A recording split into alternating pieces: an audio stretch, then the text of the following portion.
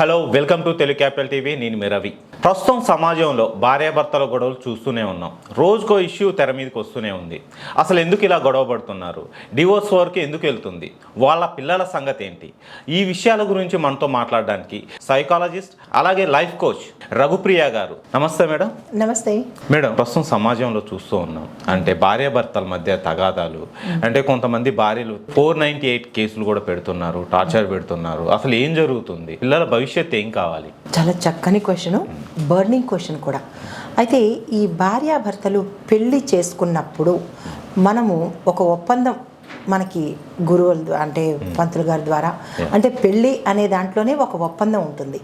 ధర్మేచ అర్ధేచ కామేచ మోక్షేచ నాతి చరామి. నాతి అంటే ఈ భార్యతో నేను ఈ బంధాలను అంటే ఈ బాధ్యతలను నిర్వహిస్తాను అని అక్కడ ఒప్పందం చేసి తీరా వాళ్ళిద్దరూ లైఫ్లోకి ఎంటర్ అయిన తర్వాత మెయిన్ బాధ్యత, మెయిన్ రోల్ పోషించేది భర్తనే. భర్తదే బాధ్యత ఎక్కువ ఉంటుంది. భరించేవాడిని భర్త అంటారు. అది ఏ రకంగానైనా సరే పెళ్లి చేసుకున్నప్పుడు మొత్తము ఆమె బాధ్యత అంతా అతనిదే అవుతుంది. ఆమె సంపాదనాపరుడు కావచ్చు, సంపాదించే అమ్మాయి కావచ్చు, లేదా ఆస్తిపరురాలు కావచ్చు, అవన్నీ తర్వాత. కానీ నీ ఇంటికి వచ్చిన భార్యని ఏ రకంగానైనా సరే భరించవలసిన బాధ్యత మీ మీద ఉంటుంది, అంటే భర్తల మీద ఉంటుంది. అక్కడ మీరు ఒక క్వశ్చన్ వేయచ్చు, ఏ రకంగా అంటే ఆమె మమ్మల్ని టార్చర్ పెట్టినా మేము భరించాలా అండి అని మగవాళ్ళు అడిగే అవకాశం, భర్తలు అడిగే అవకాశం జరుగుతున్నాయి. కాబట్టి అంటే భరించమన్నాం కదా అని ఆ భరించే లెవెల్ వరకు భరించగలగాలి. ఆ తర్వాత పెద్దవాళ్ళ దాకా తీసుకువెళ్ళాలి.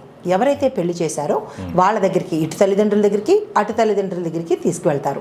తీసుకువెళ్ళిన తర్వాత వాళ్ళు సమన్వయం కుదురుస్తారు. అయితే ఇక్కడ మనం ఈ 4 గోడల మధ్య భర్త భార్య అనే అర్థం తీసుకున్నట్టయితే కనుక, భార్య అంటే నా దగ్గరికి చాలా కేసులు వస్తుంటాయి. భార్య అన్నిటికీ భరించబడుతోంది అంటే ఇక్కడ అర్థం మారిపోయింది. యాక్చువల్గా భరించేవాడు భర్త అయితే ఇక్కడ బాధించబడి భరించేది భార్య అయిపోతుంది. ఎందుకు అంటే సమాజానికి భయపడి కొంతమందికి, అంటే ఒక 90% అలా ఉన్నారా మేడం? అదే అడగబోతున్నాను. భార్యలు కూడా టార్చర్ చేసే వాళ్ళు కూడా ఉన్నారు, భర్తలు కొంతమంది సూసైడ్ చేసుకోవడం కూడా జరిగింది. ఉన్నది, అది పర్సెంటేజ్ తక్కువగా ఉంటుంది. అయితే మామూలుగా భార్యాభర్త దగ్గరికి తీసుకున్నట్టయితే కనుక ఎక్కువ శాతం భార్యలు నలిగిపోతున్నారు భర్త చేష్టల వల్ల. అది ఏ రకంగా అంటే ఈ 4 గోడల మధ్య జరిగే టార్చర్ కొన్ని బయటకి చెప్పుకోలేని పరిస్థితితో కొంతమంది మగ్గిపోతున్నారు. ఆడవాళ్ళు, మోస్ట్ ఆఫ్ ద ఆడవాళ్ళు మాత్రం బాధపడుతూనే ఉన్నారు. అంటే వాళ్ళ తాలూకా సిల్లిగా ఉండొచ్చు కానీ కొన్ని భర్త చేష్టలు భార్య నువ్వు భరించాల్సిందే తప్పదు అన్న డిమాండింగ్లోకి వెళ్ళిపోతున్నాడు భర్త. ఆ డిమాండింగ్ కమాండింగ్ అనేది బయట అవుతుంది తప్ప ఇక్కడ అన్యోన్యత ఉండాలి, ఒకళ్ళకొకళ్ళు ఎమికబిలిటీ ఉండాలి. అంటే అర్థం చేసుకునే బంధమే భార్యాభర్త బంధం. అదే ఏ ఇద్దరు స్నేహితుల్లో మాట వచ్చిందనుకోండి, వాళ్ళిద్దరూ మాట్లాడుకోపోయినా నష్టం లేదు, సమాజానికి నష్టం లేదు, కుటుంబానికి నష్టం లేదు. అలాగే ఒక తల్లి బిడ్డ, అది మగపిల్లడు కావచ్చు ఆడపిల్ల కావచ్చు, వాళ్ళిద్దరూ మాట్లాడుకోకపోయినంత మాత్రాన సమాజానికి నష్టమేమీ లేదు. వాళ్ళటు వీళ్ళుటూ ఉండొచ్చు. అక్క చెల్లెలు మాట్లాడుకోకపోయినా సమాజానికి పెద్ద నష్టమేమీ లేదు. Whereas come to wife and husband దగ్గరికి వచ్చేటప్పటికి 2 బండి చక్రాలు లాంటి వాళ్ళు వీళ్ళిద్దరూ. ఏ ఒక బండి చక్రము ఎవరి వల్లైనా ఒక చక్రం పోయినట్టయితే కనుక ఆ చక్రము ముందుకి నడవదు. దాని మీద అంటే ముందు భాగాలు, చక్రాలే కాకుండా ముందు భాగాలు అనబడేవి, అంటే కూర్చునే సీటు కావచ్చు, నడిపే భాగం కావచ్చు, అవి పిల్లలు, వారి కుటుంబ సభ్యులు. వీరి ఒక్క చక్రము అంటే ఒక్కటి, అది భర్త కావచ్చు భార్య కావచ్చు, ఏ ఒక్కళ్ళు సరిగా లేకపోయినా ఆ కుటుంబం మొత్తం ఇబ్బంది పాలవుతుంది. అందుకే డైవర్స్ అనేది కూడా ఈ భార్యాభర్తల మధ్య వచ్చింది తప్ప అన్నదమ్ములు మాట్లాడుకోపోయినప్పుడు నష్టం లేదు. ఈ బంధం మాత్రం అంత పటిష్టమైనది. అయితే ఆడవాళ్ళు ఎందుకు లొంగిపోతున్నారు అంటే ఇందాక అనుకున్నట్టుగా సమాజం కోసము. ఈమె భరించలేక వదిలేసినా భర్త వదిలేశాడు అంటారు. ఈమె భరించలేక లేదంటే ఈవిడికే ఇష్టం లేక వచ్చేసినా ఏమంటుంది, భర్తని వదిలేసింది అంటుంది. అంటే వదిలేశాడు అని ఈమెకే నింద, వదిలేసింది అని ఈమెకే నింద పడుతోంది. అంటే ఈ రకంగా ఎవరు ఎక్కువగా బాధపడుతున్నారు సొసైటీలో? ఆడవాళ్లే ఎక్కువ బాధపడుతున్నారు, బయటికి చెప్పుకుంటే ఏమంటారు అంటే సాటి ఆడవాళ్ళనే తీసుకుందాము. నా భర్త ఇలాగ బాధ పెడుతున్నారు అంటే కనుక ఏమంటారు, భర్త అన్నవాడు అంతే బాధ పెడతాడు, లేదంటే అతను మగవాడు కాబట్టి నువ్వు భరించాలి అని ఈమెను అణగదొక్కేస్తున్నారు. అది ఎంతవరకు సమంజసం? అంటే ఈమె గోడు వినేవాళ్ళు ఎవరూ లేరా? తల్లిదండ్రులు ఏమంటారు, పెళ్లి చేసే వరకే మా బాధ్యత, ఆ తర్వాత నువ్వు అర్థం చేసుకోవాలమ్మా, నువ్వు అర్థం చేసుకుని నడుచుకుంటూ ఆయనకి తగ్గట్టుగా నువ్వు నడుచుకుంటూ వెళ్ళాలి అని అనేస్తారు. పోనీ తన సోదరు దగ్గరికి వెళ్ళినప్పుడు, అన్న చెల్లెల దగ్గరికి, అక్క చెల్లెల దగ్గరికి వెళ్ళినప్పుడు, మాకు మా సంసారాలు ఉన్నాయి కదా, నువ్వు నీ సొంతంగా చదువుకున్నావు కదా, నీ సొంతంగానే నువ్వు భర్తని కంట్రోల్లో పెట్టుకోవడం నేర్చుకో. అంటే భర్తని కంట్రోల్లో పెట్టుకోవడం అంటే దానికి ఏమైనా ప్రత్యేకమైన చదువులు ఉన్నాయా? భర్తని ఎలా కంట్రోల్లో పెట్టుకోవాలి, లేదా భర్తని ఎలా లొంగ తీసుకోవాలి అనేదానికి ఎక్కడ మనకి కొంతమంది భర్తని మనం నమ్మలేం, వాళ్ళు కూడా పట్టడం అంటే వేరే ఎక్స్ట్రా మ్యారిటల్ లైఫ్ దానికే వస్తున్నారు. అయితే ఈ భరిస్తోంది కదా అని చెప్పి తాగుడు భరిస్తున్నారు, సిగరెట్లు భరిస్తున్నారు, ఇంకా ఇతరత్రవి కూడా భరిస్తున్నారు.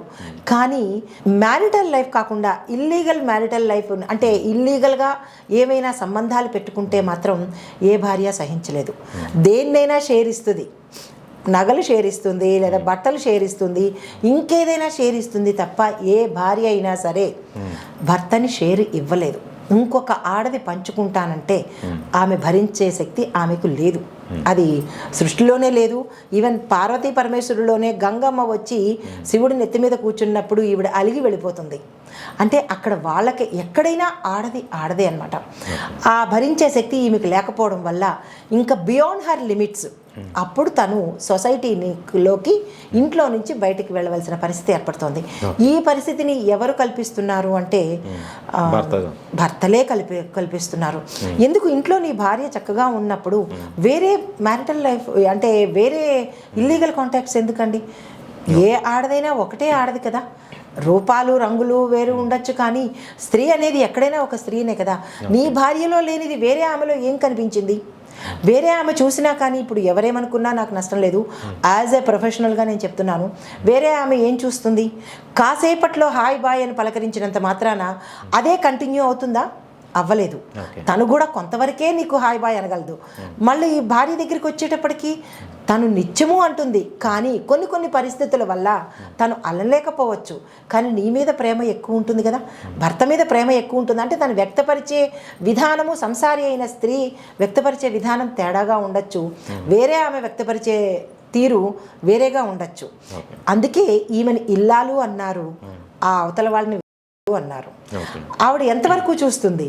అది ఒక్కసారి ప్రతి మగవాడు కనుక ఆలోచించుకున్నట్టయితే భార్యలకి కష్టాలు ఉండవు.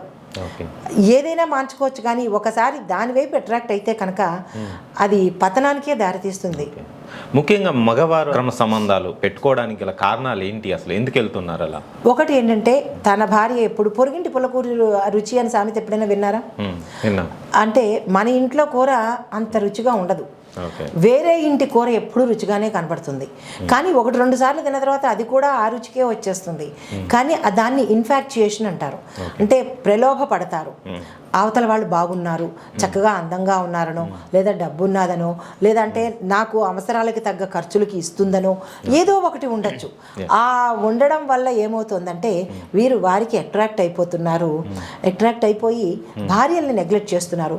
ఎప్పుడైతే భార్యలు నెగ్లెక్ట్ చేశారో కుటుంబాన్ని కూడా నెగ్లెక్ట్ చేసినట్టే కదా. చాలా అద్భుతంగా చెప్పారు మేడం. అంటే ప్రస్తుతం ఉన్న సమాజంలో అంటే ఒక మార్పు రావాలి, ఎందుకంటే చాలామంది డివోర్స్ తీసుకుంటున్నారు, పిల్లలు కూడా ఇబ్బంది పడుతున్నారు. సో ఎంతైనా మార్పు రావాల్సిన అవసరం ఉంది. Thank you so much madam. Thank you. నమస్తే.